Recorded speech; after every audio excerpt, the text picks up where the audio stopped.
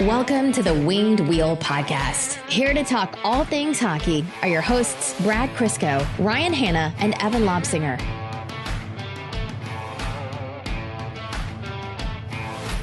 Even though we knew it was coming, it took like 30 minutes after Cap Friendly went down today for me to realize how much it actually sucks. Just because of the muscle memory and the force of habit to going to, Detroit's cap page or checking the contract details on someone. I saw the news, went to the homepage and saw their, whole farewell post, registered it, was like, yep, we knew this was coming. Within the hour, I had just tried to look up a contract on Cap Friendly and went, man. And there's Puckpedia and there's Cap Space and there's other tools being built, which is the same way Cap Friendly came about. But it is a little sad and pathetic on my part that it didn't take no time at all to see just how profoundly dependent we were on it. Well, it's probably not that different from what you were doing on free agency day, where you'd open up Twitter to see what was going on, then you'd close Twitter to use another app just to open Twitter again immediately to see what was going on. Yeah, pretty much. Same kind of vibes. Hockey was better when we weren't so all online. And it was just the clips that you were watching before we recorded, Evan, of Kovalev intentionally giving away the puck to run Darcy Tucker over with an elbow. Those are simpler times where skill met brutality head on. That was that era of hockey had its time, and it was good. And it definitely isn't for this era of the world, but it does genuinely feel like we grew up in the best era of hockey. We were right at the intersection of when the goonism was starting to be erased from hockey, but we started to see the guys who had pure skill like Kovalev, like Pavel Bure. It was the greatest time. And to cap it off, we got to watch Pavel Datsuk's whole career, and you got some mini moments of that. I think about when he ran over Shea Weber and the Corey Perry fight, but after that, it really does feel like a different game now. Wow, we're old. Oh, God, we're reminiscing about hockey eras past and how much better. Oh, it must be the off season. We are old. Folks, welcome to the Winged Wheel Podcast, here to talk to you about all things Detroit Red Wings hockey in this era, the world of the NHL, and more. I'm one of your hosts, Ryan Hanna. I'm Brad Crisco. And I'm Evan. On this episode of the Winged Wheel Podcast, we're going to be talking to you about Patrick Kane, Vladimir Tarasenko, and what they had to say about signing in Detroit and how they influenced one another. We'll also talk about Detroit Red Wings and their roster. What are we looking at this upcoming point for next season, and how has the roster kind of settled into place for now? There have been a couple interesting articles that have been put out that has inspired a lot of discussion, so we're going to dive into that. And then we'll get into some NHL news, including the Arizona Coyotes officially being dead, but now potentially being alive again. Rutger McGroarty hasn't been dealt, and that's a frustrating situation for both the Jets, McGroarty's camp, and other teams, apparently, and then some other news before we jump into overtime. Before all that, we want to let you know that the Winged Wheel Podcast is primarily supported by our Patreon supporters, patreon.com/Winged Wheel Podcast. If you want to join the show and support the Dub Club, you get access to some really great benefits, like our bonus overtime episodes, which record and post right after these main ones. Apologies to the inboxes of all of our patrons yesterday as we caught up on the bonus content that had been a little bit delayed because of the rush of the last 4 weeks. So thank you, and sorry about that. You also get access to our Patreon exclusive Discord, which is a fantastic community, and you can go on there and yell at me when I blow up your inboxes. Additionally, you're automatically entered into all of our giveaways. For example, we give away 2 tickets to every Detroit Red Wings home game, the vast majority going directly to our Patreon supporters. Patreon.com/Winged Wheel Podcast if you want to join the Dub Club and support the show. Christian Fischer joining his presser from a boat in Italy is just, I never really understood why, the youth, the kids these days have been saying aura, but you looked at that, you're like, that's aura right there. That is, first, that's a big Evan Lobsinger move. As someone who's spent time on a boat in Italy, it is the best. For new listeners who don't know you a lot, that's a little bit of Evan lore. It's pretty generic, but that your impression of Evan based on what he just said, it's accurate. I promise you. I hate that we're talking about Italy because it just makes me sad that I'm not there. Why? This is practically like Italy. Is my home studio is not like Italy to you? This doesn't have Lake Como vibes? No. Yeah, didn't think so. Christian Fischer's presser other than being hysterical that he was joining from vacation. Not much of note to say, but it's cool to hear him and others echo this chorus of my heart was set on Detroit. And, he acknowledged that you can't really say that as a free agent without a lot of demand, but still we've been talking about this for the past couple off seasons. It's nice to see players want to play in Detroit again. So that was cool. Let's jump into Patrick Kane's presser though, because he said some stuff that I thought was really fun. And one of the things that he said was talking about the moments from last season. And he, much like us, also goes back and watches Ken Daniels and Mickey Redmond's goal calls on his, overtime winner at the United Center, for example. So he's the exact same as us, Patrick Kane, and enjoys those moments and talked about how special it was for Ken to call the goal in that kind of way and how important and special it made those moments. And he wanted to kind of continue that. So Ken and Mick and the entire crew there, they play a small part in Kane's decision to come back, and also him recognizing like how incredible those moments were. It was cool to hear him say that. Yeah, he's absolutely right, but I can't get the image out of my head of Patrick Kane sitting at his laptop, watching that Chicago overtime goal back, and just whispering quietly to himself, "Showtime, showtime," as he's celebrating the OT winner. Again. Yeah, I bet there's not even a laugh. I bet he just nods like, "Oh hell yeah." He rocked that. Yeah, I hit that so hard. Do you think it's a few people made this joke actually, but when he hit that overtime winner, like put it top corner, went around to do his celebration, he knew what he was doing right away, had to push Jake Wallman out of the way. That's why he got traded. Well, he pushed him all the way to San Jose. You feel bad because we love Jake Wallman, and that was still a shocking trade for all of us, but it was like, the imagery there is a little bit poignant. But Kane talked a lot, like, when we said where does he want to go, the markets he wants to play in, we talked a lot about he wants to go to a true hockey market. He loves the original 6 teams. He loves the spotlight. He loves a fan base that embraces him, which the LCA and Hockeytown did last year. And when we sit here and say, imagine how insane it'll be at the LCA when the playoffs return, that's evidence that the players think the exact same way. Like that atmosphere at the LCA was a reason why Patrick Kane wanted to return to Detroit. When he first came to Detroit, he was, interested in going there, but I do think there was interest maybe more so in going to the Rangers. Ended up in Detroit because that's just where it worked with the contract. But this time around, I believe him, and based on how we know those negotiations went, that his season in Detroit made it so this was his preferred destination. He settled on a 1-year deal, which sounds like the one thing he didn't want to do, but because it was with Detroit, he was willing to accept it. And he's right. I don't think the Red Wings, the first time they get in the playoffs in the next few years, are going to be any good.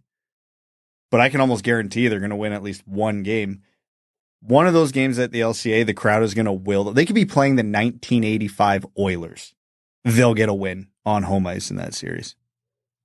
Patrick Kane talked about his contract and talked about how he thought it was a pretty fair deal, works both ways, taking advantage of the bonuses. It's nothing too earth-shattering there.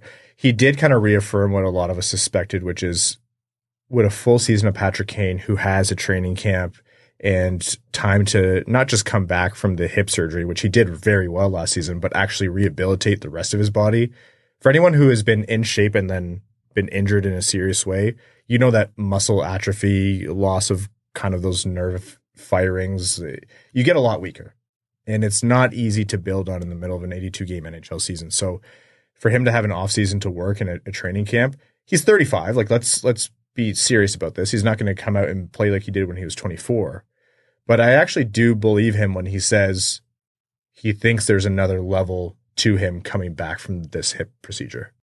35, he's a young man. He's got his entire life ahead of him. Completely unbiased opinion, Brad. Absolutely unbiased opinion. If your indication of what your mid-30s are like for everyone else, we are screwed because I've never met anyone more dead inside than you are. And I know Evan. What are you talking about? I'm almost dead on the outside, too. I almost went to the ER last night because of neck spasms. Tell me I feel young. Oh, God, you're old. Did you go? No. This actually a little bit of lore about Brad. He constantly has serious injuries that need medical attention, and I feel like his mother, like, hey, if you can't feel your hand, you need to go to the doctor. What was it, your elbow, your hand last time? It was everything below my injured shoulder would go numb a lot, Right, but yeah. I knew Normal. what the injury was there. Normal, good, yeah. Yeah. And you just willed it back to. It's fine now. I actually feel like I'm ready for parenthood because of this podcast. Yeah, I think so. Brad looked at me like, I dare you. Now, I think Patrick Kane had a lot of great things to say about Detroit, but the most interesting part of this was he was part of the reason that Tarasenko came over. He sold him on it. Talked about, Detroit as not just a market to play in, but somewhere to settle down with your family and how great it was for your kids, especially in schools and programs you can put them in, and Detroit and the surrounding areas, what there was to offer. And that was really cool. It's not like a unique thing that doesn't happen everywhere else in the NHL. But again, going back to what we said last episode, it reads a little bit of like a fan fiction of someone who's building their ideal Red Wings team from like 10, 12 years ago. Like, oh, Patrick Kane's going to come over and then he's going to convince Tarasenko to come over. It's many years later, but it still was cool. Yeah. We've talked about it at length, and I know some people get mad at us with how pessimistic we are about the city of Detroit being able to lure big free agents because they don't have the tax advantage in Michigan. They don't have the weather advantage in Michigan, and they don't have the advantage of being a good team for the last little while. So the logic always is, why would anybody sign here? And the easiest way to overcome that is when the guys on the team are going, no, this rocks. You should come. Honestly, credit to the fans. Fans convinced Kane after he came here. Kane convinced Tarasenko. Ipso facto, Draisaitl and Marner are going to come to Detroit, and the fans will have a direct line to say this is why we won the Stanley Cup again. It's logical, and this isn't mid-off-season harebrained talk, and I won't hear anything otherwise. Yeah, it's just the number thing's going to be sticky for a lot of these free agents. Tarasenko can't wear 91. Marner won't be able to wear number 16. Danielson's got 29, and he outranks Draisaitl, so there's going to have to be some decisions made. We're going to get some unique numbers here.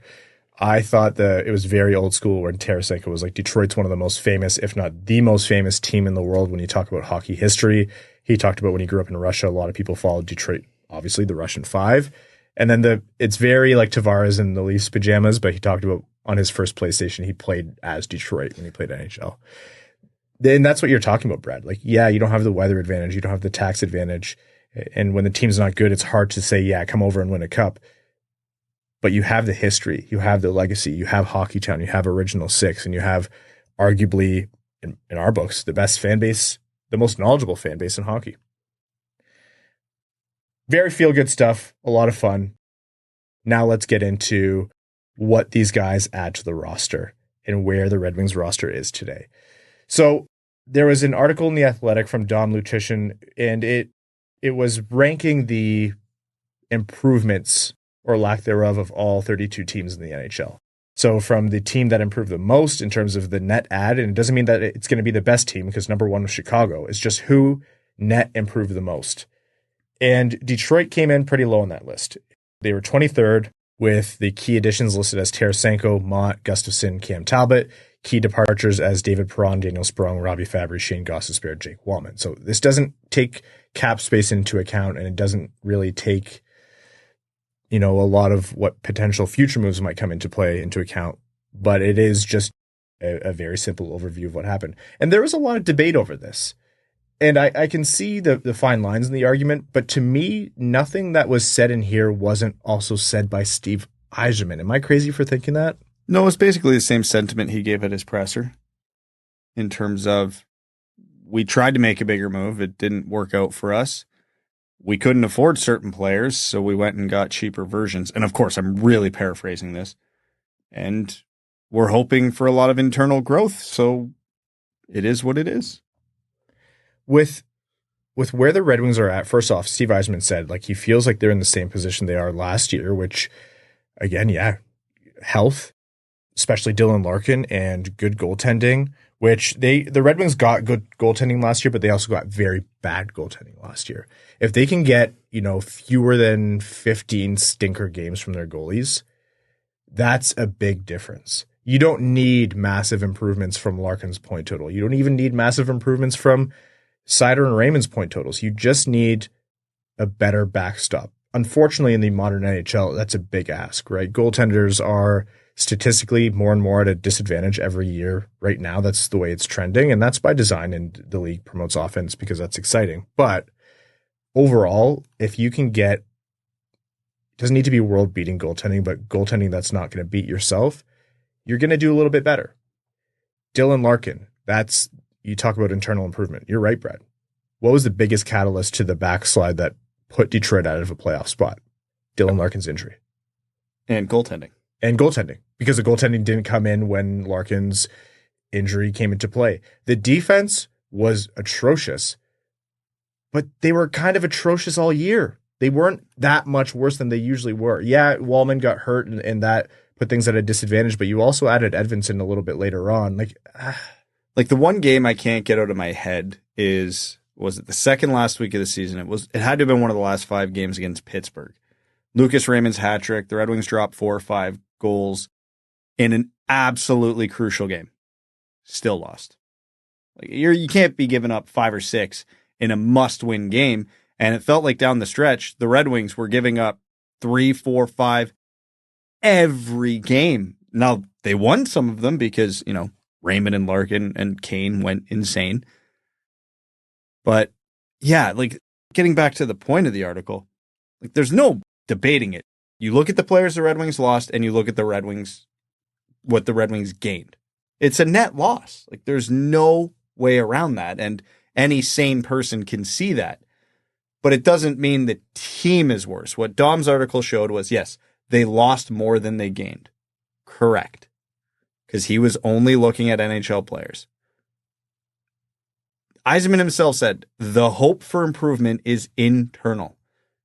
If Lucas Raymond plays the full season like he played in March and April, that alone is probably worth a couple wins. Moritz Seider, you hope, takes another step this year. Berggre or Danielson or Kasper, if one of those guys cracks the lineup and turns into a player, that's improvement. A full season of Simon Edvinsson is probably an upgrade on every defenseman on this roster not named Moritz Seider, assuming he plays like he did last season, and any progression beyond that, fantastic. That's where the improvement on this team is going to come, but not a single one of those things is a guarantee. And I think that's what gets lost in this conversation. Some of those things I laid out will happen. Some of them will not. That's the way hockey works. You never bat 1,000%. So when Yzerman says, I think we're probably in the same place, that's probably the most accurate statement, because your NHL player swaps was a downgrade, but you can expect some internal progression, but not all the internal regression that you want. Yeah, it's very interesting how this team is constructed right now, and then what our expectations should be. And I was just pulling up Dylan Larkin's stats. He hasn't played 82 games since the 2017 season. So I'm not expecting him to play a full season once again. I would love that, obviously. But yeah, you guys nailed it on the head. Like, the growth has to come from internal. Jonatan Berggre basically has to outperform Robbie Fabry, which I think would be quite possible if he's given the opportunity. And a full year of Simon Edvinsson is better than what we had last year. Yeah. Really, if you think about it, it doesn't feel vapid. It doesn't feel like a fake rallying cry for a team that's about to have a guaranteed terrible year to say the improvement has to come from within, and that's where we're going to make our leap. Like, nobody in their right minds, even the most optimistic Red Wings fan, is going to sit here and tell you, yes, this team is going to be challenging for the Atlantic Division title, or they're going to be the favorites to, make the conference finals or anything. But the optimistic view is, with enough good luck, because the roster does still need good luck, you have to be honest about that, and improvements from players who are already good and have higher ceilings above them, it's not crazy to think that they make the playoffs. What's the objective view of that, though? Summarize that this still isn't a guaranteed playoff team. And that's okay. Like, it's not an insult. That's really what Steve Yzerman is saying. He says playoffs are possible, but based on the moves you could make or what was available or, what was reasonable to sign in free agency during all of that mayhem, this is just what you end up with. I'll say this, and I don't want this to happen for the Red Wings next season. And Brad, you've talked about this to give you credit. It's not a bad thing if the Red Wings, things don't shake out their way. If they get hit by an injury bug or goaltending goes south for them, and then they get a top 10 pick next year. Like I know I've said a lot, like I'm tired of the tank and I want to see this team win, and I mean that. That's what I want. But it's really like if you talk about team building and what is the sensible thing to do, there really isn't much else to do besides the position the Red Wings are in right now.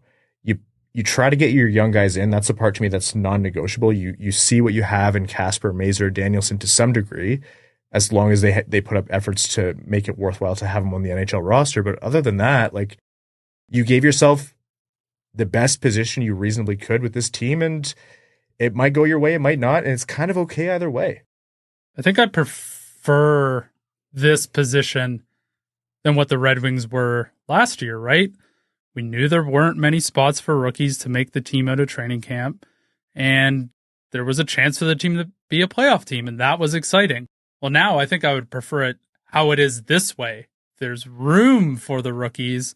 We don't know what their ceiling is, and if they have a great year, this team could be a playoff team. I would much prefer this than what happened last year. And we talked about this a bit last offseason because the same reality exists for the Red Wings. It didn't work out this way in the standings last year, which was to the benefit of Detroit. But you look around them, and if you even want to go look at Dom's article, it lays it out really well, where a lot of the teams around Detroit got better. They improved from what they were last year. And if the Red Wings are still hovering around 88 to 92 points, theoretically, they could end up close to a top 10 pick with that, just because, if Buffalo, this is the year they take a step. We saw what New Jersey did. They are definitely going to leapfrog all of these teams, and that knocks Detroit down a spot. The Islanders are probably still going to be competitive. Washington loaded up. Ottawa, the model says improved. I'm a little skeptical on that, but either way, it wouldn't be crazy if Ottawa finished at 90, 91 points and Detroit finishes at 80, 89. Now, all of a sudden, the Red Wings are sitting there, 89 points. We're relatively happy with how the season played out, but they're picking 11th overall. And if they are out of the race realistically mid-March, you do get the added benefit of, hey, here's your chance to give Mazur, Danielson, whoever a run who hasn't been up yet. Yeah. So I'm not saying that's the path I want to happen, but everybody needs to be ready. That's very much in the cards. There is a reality where we're sitting here looking at the Red Wings in a bubble going, their performance this year was acceptable to good. They fell 4 spots in the standings. And Montreal's made huge improvements as well. Like, there's no free wins in the Atlantic anymore. Like, last year, you'd look to Montreal and say, okay, that should be the game they absolutely win. Well, now I don't see any team in the Atlantic.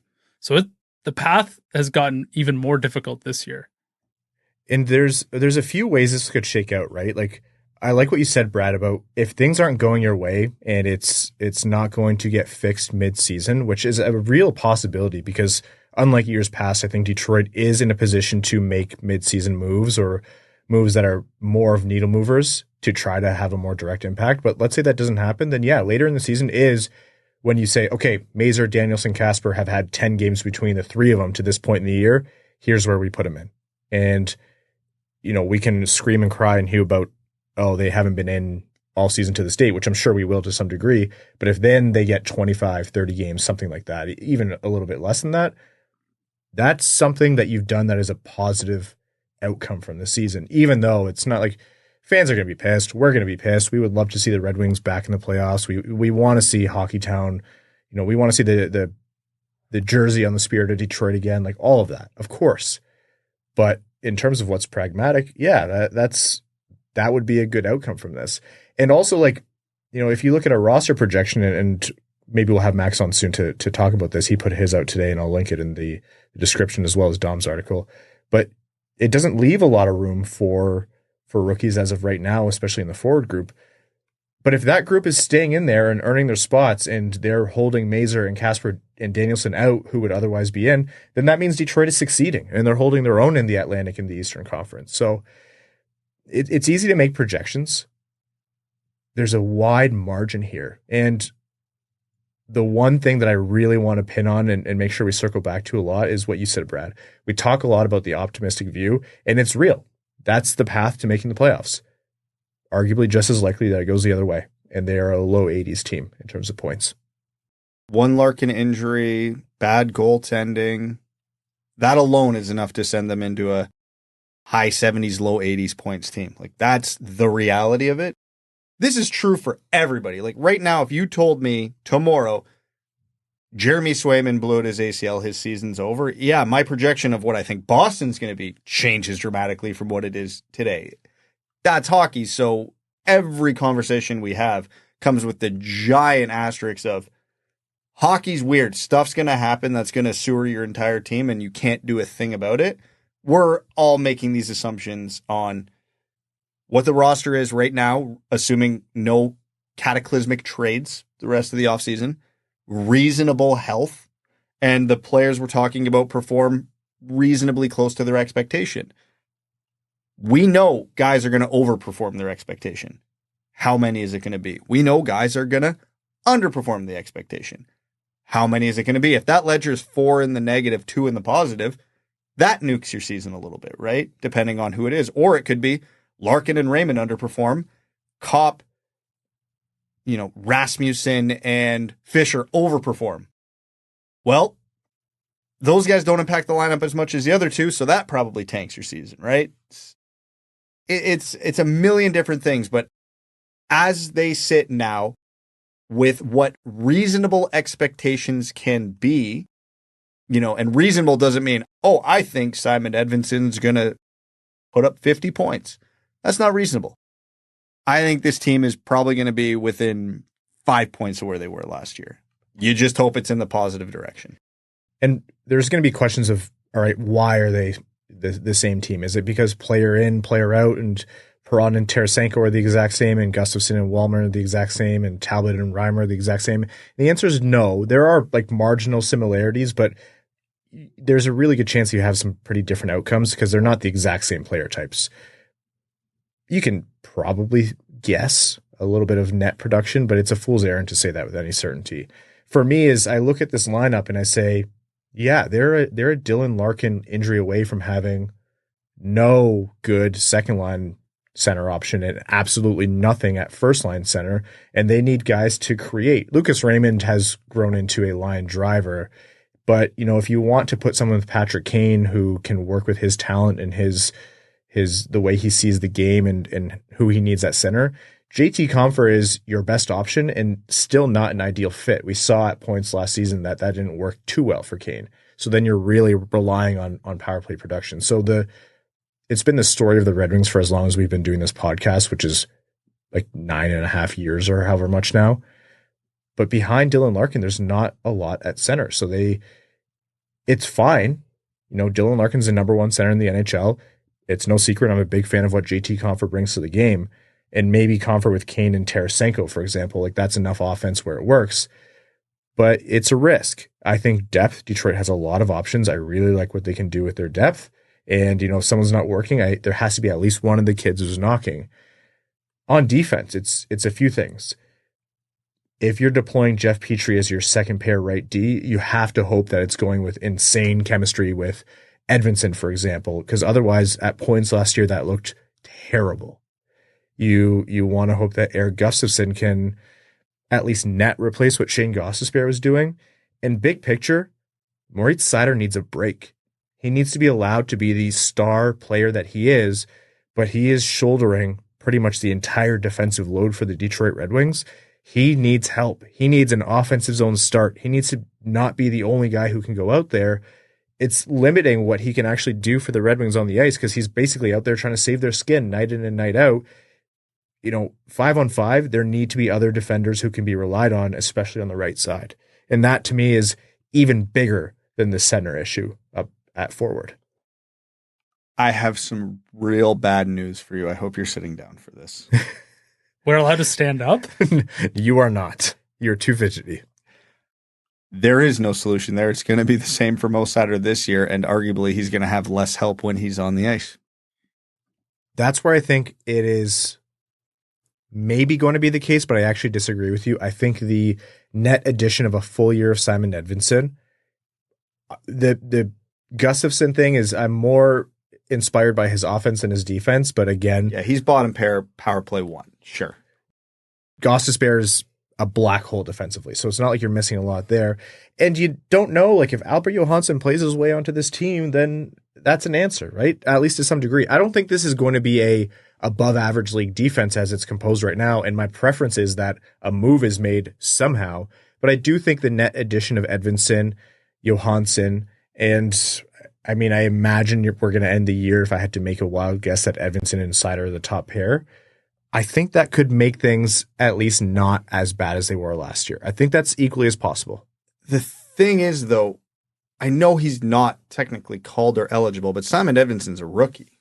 You're not putting him out against Crosby, McDavid, Matthews, Panarin. Why not? Because he'll get killed. He will get caved. I understand, and I agree with you that he is probably the second best option out there, as unfair as that is to put on a player in his situation. But if the second pair is him and Petrie, you giving them the other team's top line any game on purpose? No chance. Absolutely none. By the end of the year, when he's got some reps under his belt and you can see him starting to get more comfortable in defensive situations, sure, I could absolutely see them putting Seider and Edvinsson together to go shut down the McDavids and Matthews of the world. That doesn't solve the Seider problem. That just probably means they're riding that pairing heavier. So you're objectively right in your train of thought, but there isn't a solution to fix it available right now, at least not in any sort of adequate way.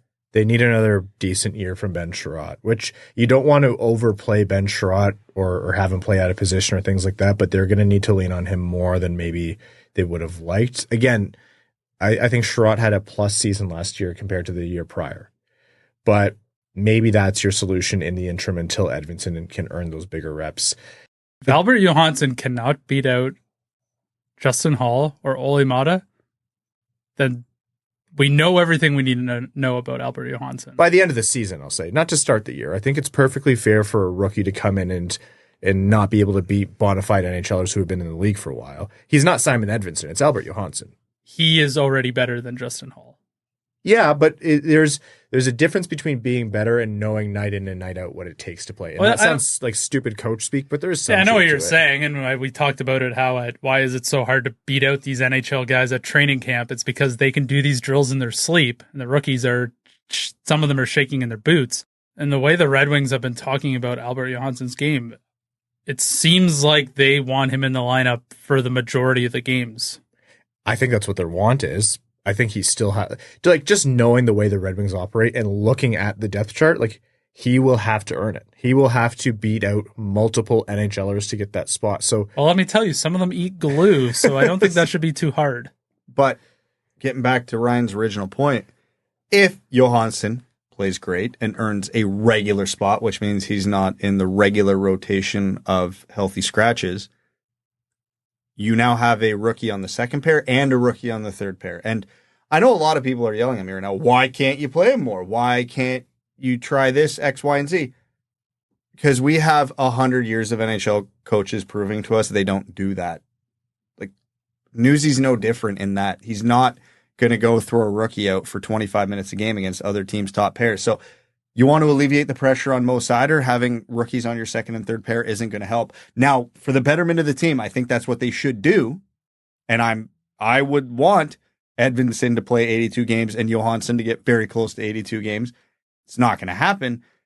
And if that does happen, Seider's playing 28 minutes a night with 100% D-zone starts. I disagree, though. I think Seider's an extreme example, but I think they will do it if the player earns it.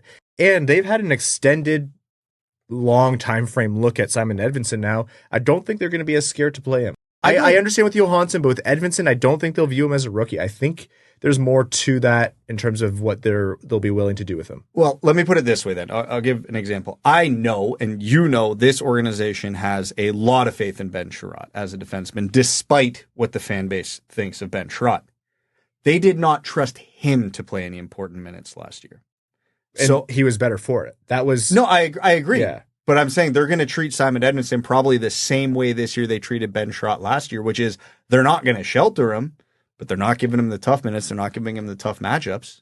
And will Edvinsson do well in that role? I'm not saying he's going to challenge for Rookie of the Year if he were eligible, but I think he's going to do well in it. And I think that's how they have to handle it. But it's going to then likely be more of the same this year as what we saw last year. I agree with you. I think Gustafsson's an upgrade on Gostisbehere defensively, but it's not by much. I would hope Edvinsson's a bit of an upgrade on what Chiarot brought last year, and Chiarot was decent last year. I don't think Chiarot's going to play Wallman's role as well, which is what he's going to have to do. Again, if Johansson comes in and he's better than Mata and he's better than Hull, great. That is better for the long-term future of the Detroit Red Wings, but I don't foresee Albert Johansson coming in and being so good it changes the entire landscape of this defense for this season. Well, the problem is the Red Wings need to do this, and I agree with what both of you guys are saying. The Red Wings need to do this so they can make a determination on what these prospects are. Because if you play Albert Johansson 20 games this year, what is he? What is he? We don't know. He's a guy you played just a handful of minutes and a handful of games. And we're just kicking the can down the road one more year, which might be good because some contracts begin to expire, and then you're forced to. But and then there's Haggins and other players in the draft. Yeah, yeah. And then we're sitting here in the end of June, being grumpy that the NHL season's not over, and we're picking in the top 10 again. Sorry, did I say that out loud? Wait, you filter anything? Yeah, that's right. So the Red Wings have to play these guys, whether they like it or not, and standings be damned, because they got to start to figure out what is a Marco Kasper, what is a Carter Mazer, what is an Albert Johansson, because if they don't, we're just going to end up with a team of guys we don't really know what their potential or their bona fide spot is at the NHL level. So based on what we've talked about, it really kind of lends to the larger point that we were making earlier. Despite small disagreements about the how much and who specifically, where Detroit is most lacking is their defense. Any optimism on what this defense can be is limited. Like, we are hoping beyond hope that this defense can be average and that Seider can, go to sleep a little easier every night. That is the best we can hope for this defense as it's constructed right now. We're essentially praying that you don't have to roll Jeff Petrie out on second pair right D for his sake and the team's. But where this team, I think, has headroom and could overperform is goaltending, because you have a good goaltender in Lyon and you have a good goaltender in Talbot, and you have someone who, when healthy, can be a good goaltender in Husso. Can the combination of those three give you 82 or let's call it 70 solid games where you're not beating yourself? Not guaranteed, because being a good goaltender is one thing, but being a consistently good goaltender is actually the name of the game in the NHL. It's why Nedeljkovic didn't work out in Detroit, but it's a possibility. The forwards, Kane for a full season, Tarasenko, that's more offense coming in, Lucas Raymond, who's on a stratospheric rise, DeBrincat has a better shooting season. All that can lend to, there is much more headroom to overperform there. You're trying to paper over the defense essentially for this season. And again, the culmination of that, in all reality, even the most optimistic view, it's not likely to be much more than a playoff berth, and everything else on top of that is gravy. But that's the optimistic view. And if the Red Wings are successful that way, unless Yzerman makes a move, it's not going to be from the blue line out.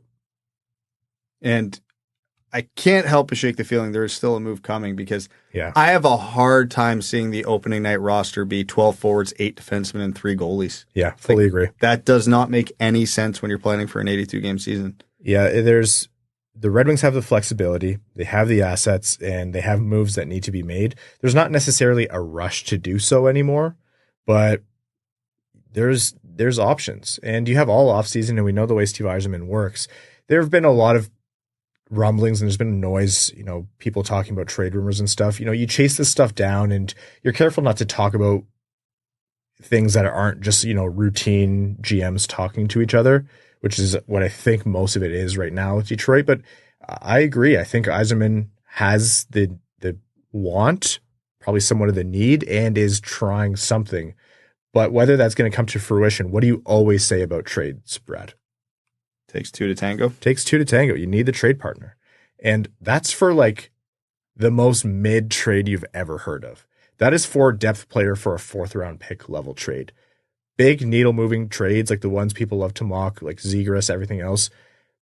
Those ones are a diamond in the rough. They almost never happen. And when they do, it's not your favorite team doing it. So it's hard to pin down exactly if or when that'll happen. And I don't think that type of trade's coming. I think it's an addition by subtraction trade is what's in the works. I love the guy and I understand when he's healthy, he's great, but I keep looking at Husso on this roster going, that makes no damn sense. He's almost $5 million when you have 2 goalies who are arguably better than him and they're healthy way more often than he is. I don't know if that's a cap dump trade.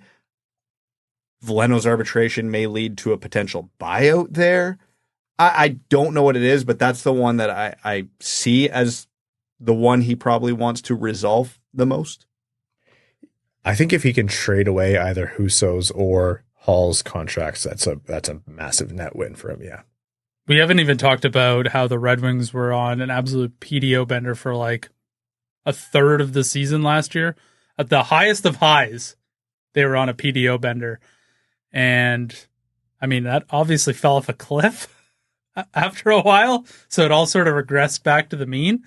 But if the Red Wings don't continue to have a strong shooting percentage and a strong goaltending performance, the playoffs are definitely much more difficult to achieve this season. I'm glad you said it. I get yelled at every time I bring it up. I don't look at the mentions, so that's good for me. I pay people to yell at you online. It's a hobby of mine.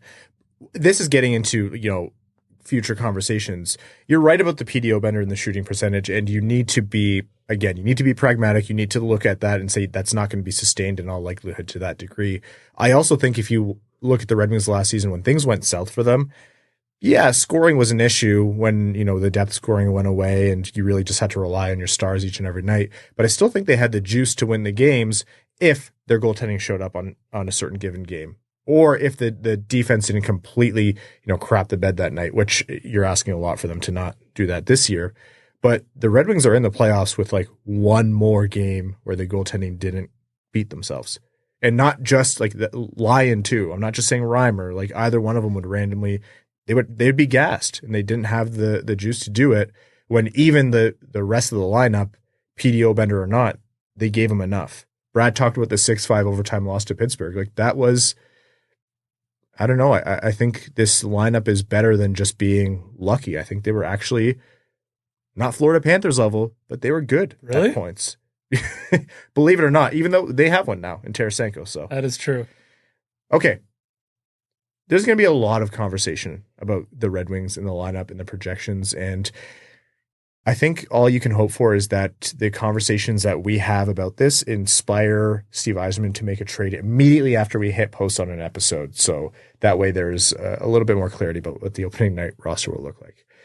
Why don't we switch to some NHL news? The Arizona Coyotes are no more. Well, I should say Alex Muruelo is no more as an owner in the NHL. The long national nightmare is over. He didn't, the land auction that he was supposed to have won didn't come to fruition. Surprise, surprise. And he is no longer the holder of the rights, the trademarks, or anything else to do with the Arizona Coyotes. Good riddance to bad rubbish. How did he get rich? Because he had a 5-year plan and didn't make it to month 3. I don't understand. I don't know. And you know what? He actually lost his sportsbook license in this as well, which was a big moneymaker for him. But he also got $1 billion buyout. Yeah, so I don't feel bad for him at all. He doesn't look a gift horse in the mouth, which good for him. And like, he was such a terrible owner that it makes people actually forget how terrible all the other owners were in Coyotes history before that, including the NHL. Yeah. Like the immense failure that he was pains me to say, because I think the NHL was complicit in letting this go for too long and letting the wrong people into ownership who just weren't serious NHL team owners. But the league is now positioned in a space where someone's going to pay $1 billion or more for an expansion franchise. They have a market that's a metro area that they know they want to go back to.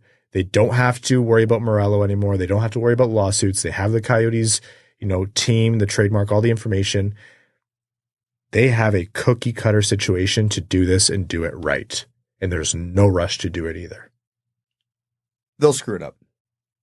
It's the NHL. Let's not forget, this is Gary Bettman, the same man who let an actual scam artist buy an NHL team back in the 90s. I was going to say, which time specifically? Yeah. But it's not John Spano when he bought the Islanders, I think was his name. Speaking of which, if anybody listening right now does not know what I'm talking about, ESPN, I think, did a 30 for 30 on it. Oh my God. If you want to know just how truly inept this league can be at times. And that's what I mean. Like, this isn't the NHL of old where, the NHL is the little brother and they can't have anyone serious, or they can't have, wealthy enough people to own these teams. Professional sports franchises are the new focus of the mega elite rich. You have it to the point where if you're a single billionaire, you're likely not going to get one because you have a conglomerate of billionaires and funds like who own Liverpool and the Boston Red Sox and the Penguins, like the FSG. This is big money. It's printing money. Sports teams are printing money. Franchise valuations are going through the roof, and the NHL is there. They are firmly enough established where they are going to be able to charge $1 billion or more for an expansion team. So there's really no excuse for this to be a repeat of anything in the 90s, but even what we've seen over the past, however many years with the Arizona Coyotes.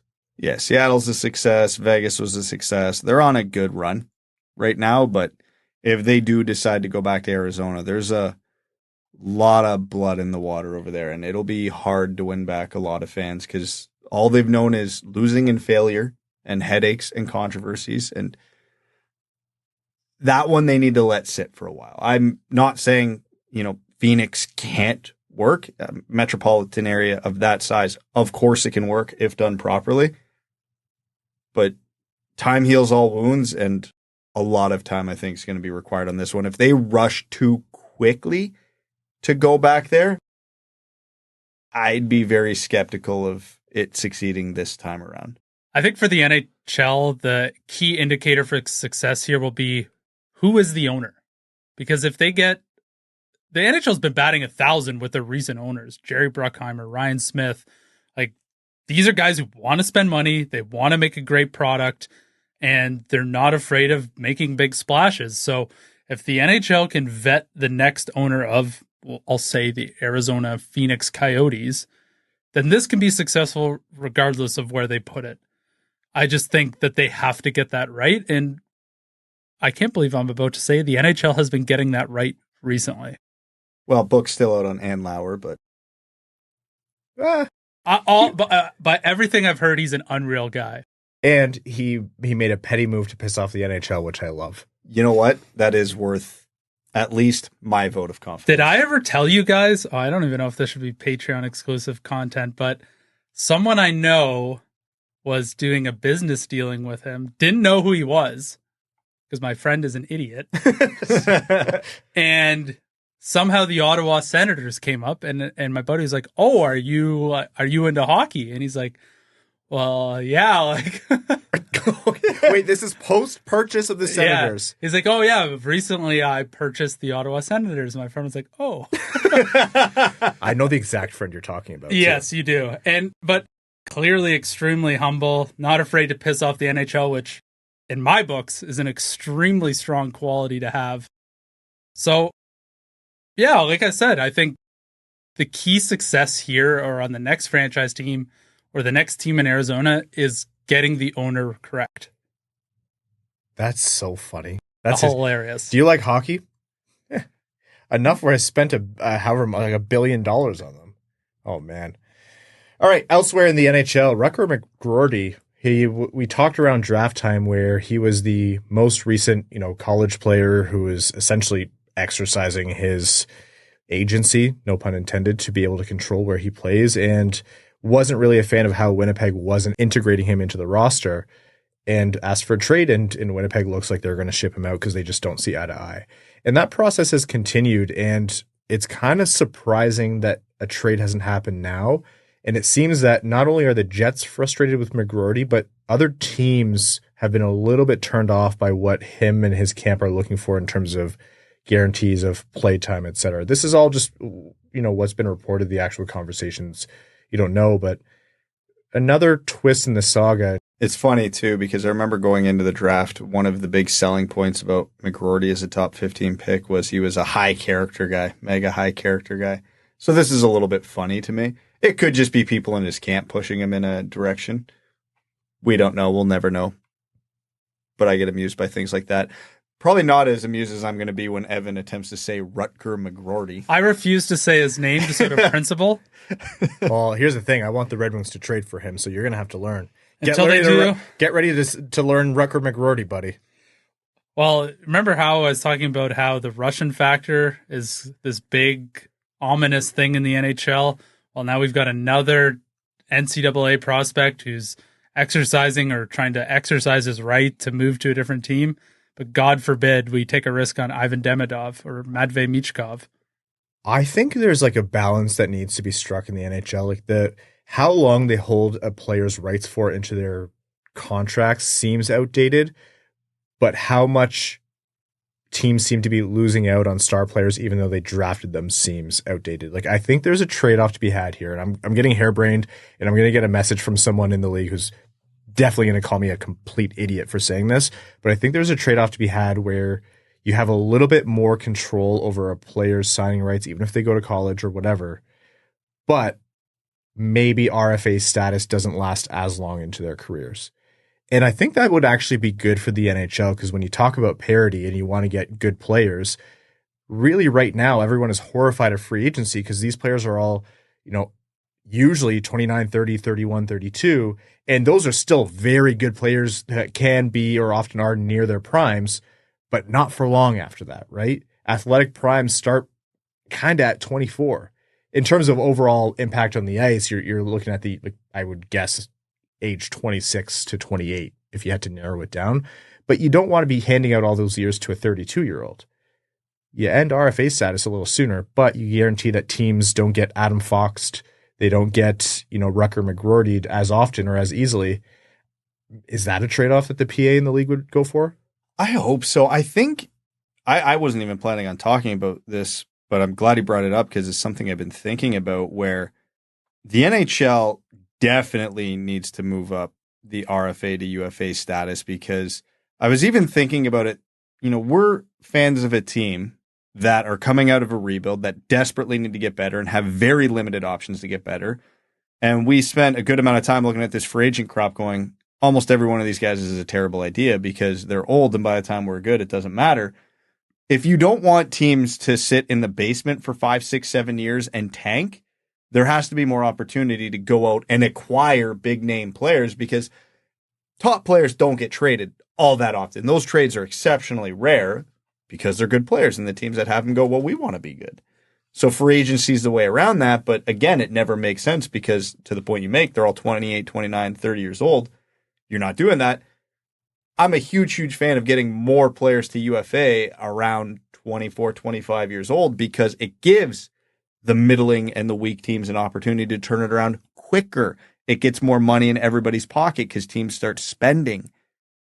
Yeah, if the trade-off is more guaranteed signing rights out of the draft, hell yeah, that seems like a trade-off to me I'd be willing to make. Now, I think it's a bigger deal to us than it is to NHL teams, because the amount of players willing to sit there and go, I'm just going to play college hockey for 4 years, is a pretty small minority, because they're losing money while they're there. They're not getting paid, right? Would you like to make $750,000 or have to go to an English class on Friday at 8 a.m.? Exactly. A lot of players are very motivated to get out of there as early as possible, because here's the thing. If McGroarty spends 2 more years in college, yeah, then the Jets get screwed.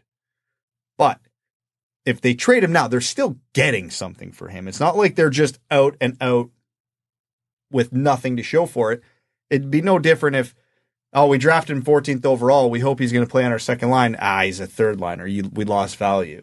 It's the same proposition, right? It's luck of the draw. The draft is a crapshoot. You can't expect a certain value for every one of your picks. That's just not how it works. It is a crappy situation, and I would be very in favor of closing this loophole. I just don't think it's a big enough issue that they're going to be willing to give up RFA years on these players. Now that we've talked about the age of free agency this year, is that a symptom of guys originally taking longer term deals, and now we have players that are timing the cap, so maybe this won't be as big of an issue going forward? Like, I don't know if this is truly a problem or the players are changing it with their behavior based on the salary cap. So it's both. Firstly, players structure their contracts because they want to get paid out maximum twice. So the only guys who can hit unrestricted free agency at 25 years old are the ones who come into the league at 18 years old. So right there, that's a super, super small minority. You're talking first overall, second overall picks almost exclusively. And then you're under the assumption that whatever team drafts them isn't just paying them the max to get them well beyond 25 years old. You look at McDavid, he didn't hit at 25. Matthews and Marner got close. They structured it carefully. But no matter what they did, the Leafs were going to have their rights till at least 25 years old because 7 years is the minimum. So it's a little bit of both because your average NHL players getting into the league, if we're talking about players who are going to be relevant in unrestricted free agency, not, bums, are getting into the league at 20, 21 years old. So then they start accumulating their time to get to unrestricted free agency. And now that puts them 27, 28 before they're even allowed to do it. But players are getting smarter. Agents are getting smarter. Even if they're signing that contract at 22 years old or 24 years old, they know that contract has to end somewhere between 27 and 29 years old to get that second big payday. So if you move it up to 25, they're still going to aim for that target. It's just moving it up a couple of years. So it does give the teams a little more incentive to hand out long deals, but it gives the player a little more incentive to go, you know what? I'm 24. A 3-year deal sounds great right now because you're getting that second payday. And again, this wasn't a fully fleshed out thought. So the league would probably look at that and be like, what a stupid idea, Ryan. I can't believe you dedicated time and energy and airtime to that. Yeah, there's certain things where they're just like, no. And I hate to say it, the players, they don't get rolled in collective bargaining, but it's a very powerful ownership group in the NHL relative to what the players have. We'll see what this new PA does in the next CBA. One other point, though, which is why I think this is important in the NHL, going back to the whole parity thing and teams kind of, turning over and being able to get better quicker. Look at the disadvantage of the Red Wings were at. They had the worst team setup. I think you said this last episode, Brad. Yzerman came into one of the worst team structures in the modern cap era. And they got the pretty much mathematically almost the worst lottery luck they could have, including missing out on first overall picks, which they were the favorites or one of the favorites for. Because of that, they are now getting worse players. Combine that with the fact that if they were in the NFL, you would get players who would be starting lineup potential all-stars. Like, this guy will send you to the Super Bowl if he's good enough. The NHL's on the flip side of that spectrum. Players take so long, and so you don't even get an immediate impact from these players. So you have no way of getting good players unless you go make some massive rip-off, like fantasy football style trade, or the waiver pickup of the century, or the signing of the decade. Like, hey, Florida did all 3 of those, and they won a cup, and they maybe could have won 2 the year prior, and you never know what they're going to do next year. They've made some interesting signings recently where they kind of look innocuous, but you're kind of like, what are you up to? Because this looks like enough to keep the party going for Florida. They're going to make Adam Boqvist into a Norris candidate defenseman, aren't they? They're going to make Adam Boqvist into what we thought Adam Boqvist was when he was drafted. Mark my words. I don't know what his over-under is on the betting lines this year, but I'm going to bet the over. Anyhow, that's just some I sent us on a tangent there, but hey, it's the offseason. Finally, last piece of news here before overtime. The NHL and New Era have come to a league-wide licensing agreement, meaning New Era can now make licensed hats for all 32 teams. They had individual deals before, but now that they're league-wide, we can see New Era hats.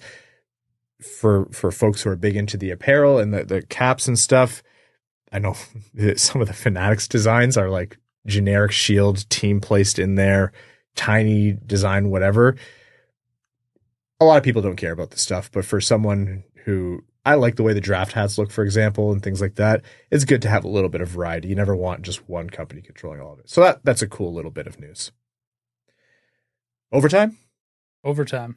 Overtime in this episode of the Winged Wheel Podcast is brought to you by our Patreon supporters, patreon.com/Winged Podcast if you want to support the show.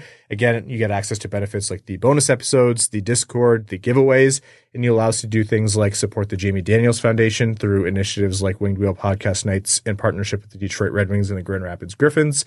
You also allow us to continue to produce this show and make it bigger and better, hopefully, especially through the offseason. And you also allow us to produce other excellent content like Expected by Whom, a show hosted by Sean Shapiro and Prashant Iyer, all of that and lots more. So again, to join the, as Steve Dangle coined it, the Dub Club, patreon.com/Winged Wheel Podcast. Let's take some questions from our patrons. Awit says, is it a bad thing that Steve has not signed Mo and Raymond to an extension yet? What do you think the holdup could be at this point? They have had over a year to discuss an extension and still nothing has happened. It's a great point. We've seen this happen a lot with the Red Wings where key contracts go into August. So again, I'm not at the point where I'm worried. Deadlines force action, and there hasn't been any deadlines for anything yet. For all we know, training camp might end up being that deadline. Yzerman grinds his big contracts, especially his guys who he has under some kind of team control. There's a disparity here based on term. Yzerman wants the team-friendly long-term, which is the best bet you can make for young stars. We know with at least Raymond and logical leaps, we'll say Seider as well, shorter term to try to, as Brad mentioned before, an example, game the cap increases and get yourself paid more than once. So there's really not a lot of incentive for Yzerman to settle early if he's not getting what he wants, and that matches his MO. James Pridemore says, hey guys, are there concerns any of the Red Wings RFAs get offer sheets from other teams? The delay with them signing contracts has me a little concerned. To me, not necessarily. Like, Seider and Raymond are Hockeytown guys. Like, you look at how they talk about it.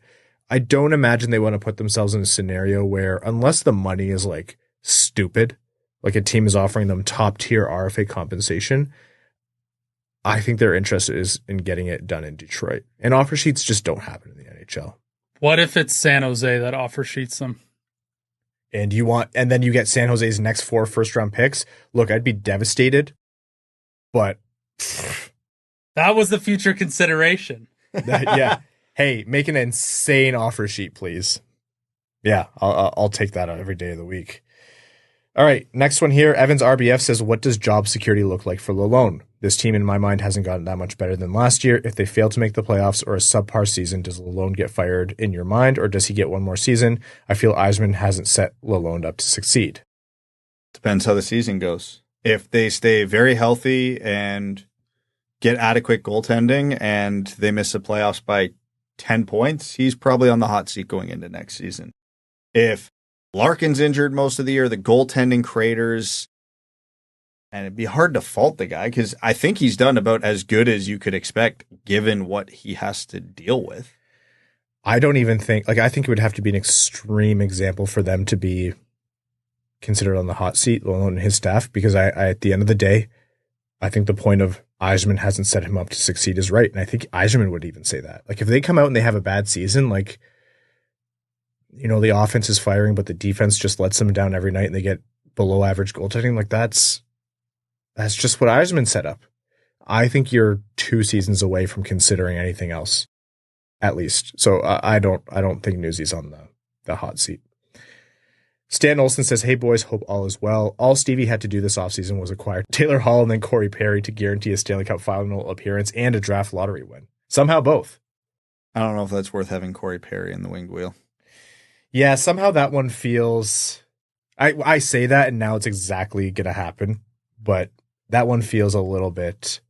I'd rather watch him lose the cup final on other teams. Exactly. Matt Speed says, first, as always, amazing work pumping out a crazy amount of content. I hope you all had many ginger ales. We truly appreciate it. Definitely did. And thank you, Matt. Now that things are a bit settled, what do each of you see as the season's big surprise? I.e. Eminem back as the goal song, a playoff push/win, a young player breakout, a deadline day trade for a big name, etc. That's a really great question and kind of asking for hot takes here. But I'm going to say the season's big surprise is that the Red Wings have a 95-point player, if you want a hot take.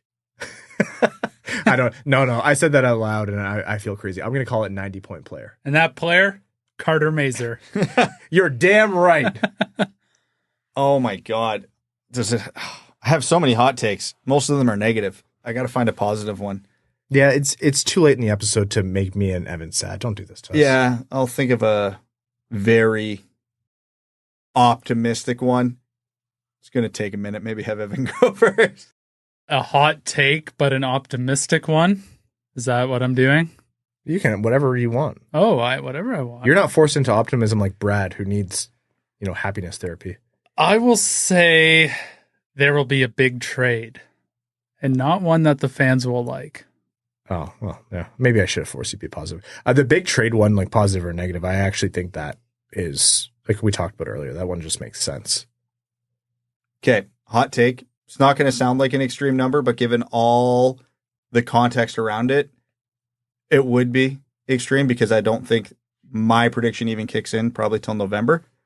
Nate Danielson, 30 points for the Red Wings. I like it. Until November. My God, that's like the second week of the season. Well, I don't think he's going to be on the opening night lineup. I think there's going to be an injury. I think he'll be crushing it in Grand Rapids, so he gets a call up and then he just runs with it. Who's the third line center for the Red Wings next year? As of right now, it's Andrew Kopp. As of the contract, it's 3 more years of Andrew Kopp. It's Larkin, Comfer, Kopp, Veleno. Okay. Yeah. Winging It from Boston says, new Patreon member, welcome to the Dub Dub Club and thank you for your support. Says, I'm a Michigander living in Boston. With Datsuk entering the Hall of Fame this year, what does the path look like for Zetterberg? Also, are we just accepting that Osgood will remain forever underappreciated in the eyes of those who control hockey immortality? Path for Zetterberg, I have no damn idea. They left the spot open this year. Players worse than him have got in each of the last 3 or 4 years. I know he's only been eligible for 2. I don't know. There's not enough time on our podcast for me to express how much I hate the Hall of Fame selection process. Not that they get it wrong 1,000% of the time, but just stupid, awful process. And the secret nature of it all only makes it worse. I genuinely have no damn idea because Ronek's been eligible for 2 decades and he just gets in now for whatever stupid. With Zetterberg, I think Datsuk getting in, I'm hoping that widens the path for him a little bit. You think Chris Osgood would be in, no doubt, because he's such a hockey guy. Go back through the Hall of Fame's history. They are notoriously stingy with goalies. I think Osgood's path in, if ever, is going to be their next wave of, we need to catch up on goalies. We haven't had goalies in a while. That's what Vernon and Barrasso was. Really, he needs someone with comparable stats who just has had a bigger profile. Mike Vernon. Yeah, right? The precedent. I'm a small Hall guy. I only want the elite of the elite of the elite in the Hall of Fame. I want it to mean something. They have proven time and time again that is not true. In my version of the Hall, Osgood's not in. Zetterberg and Datsuk would be fringy cases at best because they're top players, but neither of them, had the insane numbers or the longevity, so you could make arguments against them. But the precedent, the Hockey Hall of Fame, they themselves have set, it's insane that Osgood and Zetterberg are not in. Last one here from listening to Ryan Hanna in the shower says, supposing that Larkin, DeBrincat, Raymond, Kane, Tarasenko, and Comfer is our top 6 next season, rank them based on how many points you think each of them will get, assuming 82 games from all. For instance, here's my prediction. Larkin, Raymond, Kane, DeBrincat, Tarasenko, Comfer in that order. Stay fresh, cheese bags. So it's just the entire top 6? Yeah. Let's get the obvious out of the way. Larkin 1. I'll go Larkin, Raymond, Kane, DeBrincat, Tarasenko, Comfer. Okay, for me, let's get the obvious one out of the way. Raymond first. Then I'll... Where was that on the hot takes?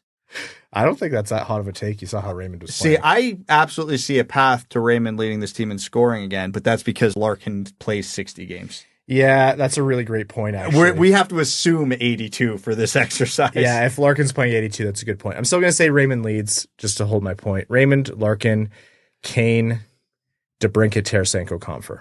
That was the same order I had in my head. Great minds are either equally stupid or are smarter than Brad. That's what they always say. Okay, let's wrap up this episode of the Winged Wheel podcast. Thank you all so very much for tuning in. To all of our new listeners, welcome to the offseason. This is kind of what it's like. And to our listeners of old, I hope you're excited for another offseason as we get to speculate, not have anything holding us back from reckless optimism, our tinfoil hat theories, and more. To our Patreon supporters, we could not do this without you. Thank you so very much. To the sponsors of this episode, nobody's as good as our patrons. But if you want to sponsor the show, reach out. Appreciate you all. We're going to record our Patreon exclusive overtime, especially our name level supporters. We cannot do this without you. Arjun Shankar, Yves Bartels on behalf of the Sarah Grand Foundation, Aikfer, Samuel Soderholm, Icon, Alexander Hansen, Victor Zetterberg, Ghost of OSBP, Glenn Brabham, Cronner's Left Knee, Ashley Van Conant, Sea Lion, Matthew M. Rice, Admiral Matt S. of the Cheesebag Navy. Be right back, collecting goaltenders for the Infinity Gauntlet. Carl Brutanen Analuski, Carl Provy, Citizen High Five, Clip Clop Nene, Connor Scovey, Craig Kibble, Denny's Gamer Girl, Derek Enstam, Seider, Dickens, formerly Marlon Winchester, DJ Denton, Eric Hill, God Creatives, Give Blood Fight Probert, Goose Looney's Drinking Club, Hockeytown Love, Hockeytown Matt, Hassam Al-Qassem, Jay Gollum, Jacob Turner, Jeff Pridemore, Jim Kalmbach, brand new name level supporter, Jonathan Miller, Kalen Wood, Marcus, Marty, Matt Keeler, Matt McKay, Michael Edlund, R.A., Raul Pudd, Riley Enright, Ryan Britt, S. Klein, Scott Martin, Skeletor, Screen Lube, That's What I Appreciate About You, The Iser Type, Tyler McDowell, brand new name level supporter, welcome to the Dub Dub Club, Wallman's Elite Dancing D, Iser Plan Stan, General Andy Bohan of the Cheesebag Army, Sam Bankson, A.A. Ron, A.B., Adam Rose, All Motor No Hands, Axel Sandy Pelika, Bellingham Acid Balls, Chi-Town Wings Fan, Chimkim Nutgets, Chuck Buffchest the Tarpless Goon, Commander Ben Barron the Cheesebag Space Force, Connor Leighton, Corey Prida, Darren Fick, Datsukes Dangleberries, D-Bots, Eric Nance, Frank Stanley, Gene Sullivan, Griffey Boy, Ian, James Pridemore. Welcome, Ian. I think you're new to the Dub Dub Club. Jeremiah Dobo, JM Rhapsody, Joey Jojo Shabadoo, John Evans Derogatory, John Ingalls, Josh Yelton, Keenan O'Donohue, Brad is Wrong and Plays Like Sprong, Kevin McCracken, Quaz, Les Grossman's Ungodly Firestorm, Linda Hull, Michigan Boy Navs Country, Ophelia, Steven, The Hodag, The Hat 123, Throw the Road Puss, Trent Thorough, Wings and Pizza, Wings Fan in St. Louis, Scott, and your second favorite patron. Thank you all so very much. We'll talk to you Sunday. Thanks for tuning in to the Winged Wheel Podcast. Be sure to check out wingedwheelpodcast.com, where you can subscribe to the show on iTunes, Spotify, or wherever you get your podcasts. You'll also find links to other ways to support the show, such as Patreon, official podcast apparel, and more. And don't forget to follow the show on Twitter at Winged Wheel Pod. And of course, the hosts at Brad Crisco, at Ryan Hanna WWP, and at Hockeytown Evan.